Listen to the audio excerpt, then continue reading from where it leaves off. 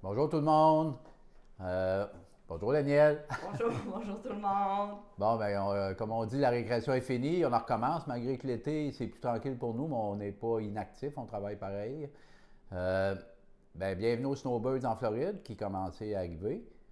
Daniel, on a été chanceux encore une fois avec les ouragans, Eh pour oui, année jusqu'à date. On a eu quelques tornades, par contre, ça c'est très rare à, pendant. à Wellington, Ah c'est ouais. tout près d'ici. Oui, puis il y a eu des dommages assez importants à certaines propriétés. Mais en tout cas, on va se croiser les doigts pour l'instant. On l'a échappé belle encore. Bon, là, je sais que tu veux nous parler des nouveautés dans l'immobilier. Alors, je te laisse aller. OK? Euh, bon, premièrement, ça va être une capsule un petit peu plus académique que d'habitude, là, parce que là, il y a un changement majeur qui est arrivé non seulement en Floride, mais partout aux États-Unis au niveau de la relation entre les courtiers, les vendeurs et les acheteurs, surtout les acheteurs. Alors, pourquoi que c'est arrivé? Ça, c'est entré en vigueur le 17 août, alors c'est récent. Par contre, ça date d'un jugement de 2019. Il y a un groupe de vendeurs de propriétés, des citoyens, qui ont fait un recours collectif contre l'Association nationale des agents immobiliers, qui est mieux connue sous le nom de NAR en anglais, National Association of Realtors, et beaucoup de bureaux de courtage immobilier comme Remax, Keller Williams, etc. Alors, ce recours collectif-là prétendait que les commissions étaient fixées par la NAR, National Association of Realtors, et par les MLS, qui relèvent de NAR aussi, ce qui n'a jamais été le cas. Par contre, ils ont gagné. Alors, le juge leur a donné raison. Puis ça l'a amené, puis c'est un jugement assez important, c'est 1,8 milliard de dollars que l'association devait payer à ce groupe de citoyens-là qui faisait partie du recours collectif.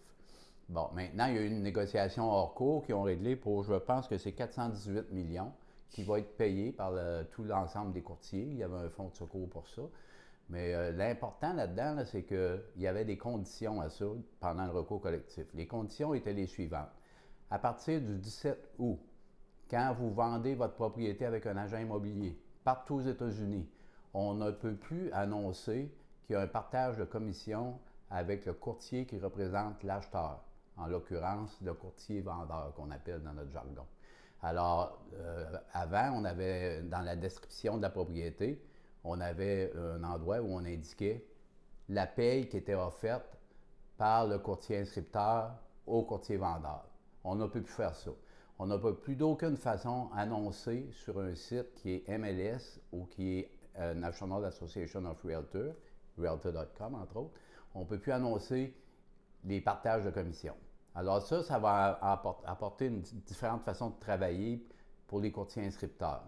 Maintenant, le pendant de ça aussi, c'est que maintenant, à partir du 17 août aussi, si vous faites affaire avec un courtier immobilier pour acheter une propriété, partout aux États-Unis, on doit faire signer ce qu'on appelle un buying agreement. Avant, on avait un listing agreement puis on l'a encore, pour les gens qui vendent leur propriété.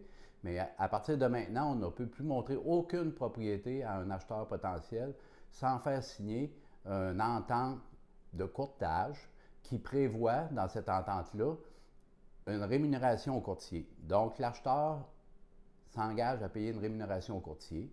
L'acheteur s'engage aussi à travailler exclusivement avec un courtier pour une durée limitée qui est prévue dans le contrat. Et cette façon de travailler-là va apporter beaucoup de confusion au début.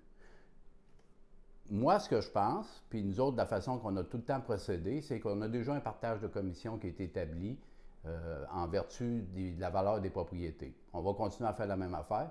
La grosse différence dans la façon de travailler des courtiers, qui va probablement impacter les acheteurs, c'est l'agent immobilier qui prend le listing. Il va vraiment falloir que l'agent immobilier soit compétent et qu'il sache comment prendre son listing. Parce que la façon de rémunérer les agents vendeurs, donc ceux qui représentent un acheteur, elle doit être indiquée que le propriétaire qui vend sa propriété accepte qu'il y ait un partage de commission avec l'agent vendeur en question. Et si c'est prévu dans une entente avec l'acheteur en question, que l'acheteur s'engage aussi à payer une commission à cet agent-là, ben on ne peut pas additionner les deux, c'est un ou l'autre. En tout cas, ça va faire beaucoup de paperasse puis beaucoup de confusion au départ. Assurez-vous que si vous vendez avec un agent, que ce soit bien expliqué et que si vous achetez avec un agent aussi, que cette entente-là soit signée et qu'elle soit très explicite. Alors, si vous voulez, c'est très confondant, ça l'est déjà pour nous, de la façon de travailler, parce que maintenant, il y a des conditions puis des addendums qui vont s'ajouter aux offres d'achat. Alors, il faudrait être très vigilant au départ pour s'assurer que la loi et l'entente hors cours est respectée. Je sais que c'est confondant, je sais que c'est un peu académique. C'est un gros changement dans la façon de procéder, surtout pour les acheteurs, parce que là, il va falloir vraiment que vous décidiez avec qui vous voulez affaire, puis de négocier en conséquence de la façon que la commission va être payée, soit par le vendeur ou soit par vous. Mais on s'entend là, que l'acheteur a toujours payé la commission, en même le produit de la vente. La commission a tout le temps été prévue parce que quand quelqu'un vend sa propriété, ce qui l'intéresse, c'est le montant net à la fin. Ce n'est pas nécessairement le prix affiché incluant la commission.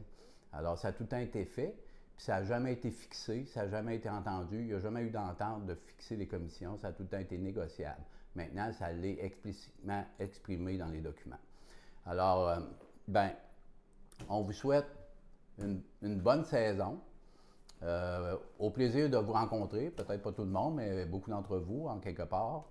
Et si vous avez besoin de plus d'informations ou de spécifications, n'hésitez pas à m'appeler. Ça me fera plaisir de vous donner les détails en conséquence. Alors... Mais là, on a 2 autres capsules qui s'en viennent. On a un nouveau service dans Palm Beach au niveau Madame. Puis, on a une autre belle capsule, mais on ne vous dit pas c'est quoi. Parce qu'elle n'est pas faite encore. Ouais. Alors, bonne saison, puis bienvenue, bon retour en Floride pour les Snowbirds. Bonne saison. Au revoir.